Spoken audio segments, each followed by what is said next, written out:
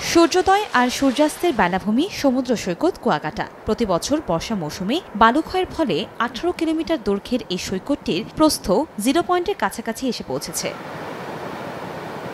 সৈকতের মূল পয়েন্টের দুই পাশে 1.5 কিলোমিটার এলাকায় জিও ব্যাগ ফেলে কুয়াকাটাকে রক্ষায় কাজ করছে পানি উন্নয়ন বোর্ড। তবে সৈকতে জিও ব্যাগগুলো এলোমেলোভাবে ছড়িয়ে ছিটিয়ে থাকায় বড় বড় গর্তের সৃষ্টি হয়েছে। এতে প্রায়ই আহত হচ্ছেন পর্যটকেরা। এগুলোর মধ্যে শ্যাওলা পড়ে থাকে, আর পানির নিচে কোথায় জিও ব্যাগ আছে, ফাঁকা আছে, এটা তো বুঝতে পারতেছে না। কোথায় যে পা ঢুকে যাবে বুঝতে পারতেছি না, এই জন্য ভয়তেই নামতেছি না। ইট জাতীয় এবং লোহা জাতীয় জিনিসপত্র রয়েছে যেগুলো আসলে পানি টানার কারণে বের হয়ে যাচ্ছে। পার্কে গেলে অনেক সময় বাচ্চা টেনে নিয়ে যেতে পারে, অর্থাৎ জিও ব্যাগগুলো যাতে আরো সুশৃঙ্খলভাবে স্থাপন করা হয়, এটাই আমরা কর্তৃপক্ষের কাছে অনুরোধ করব।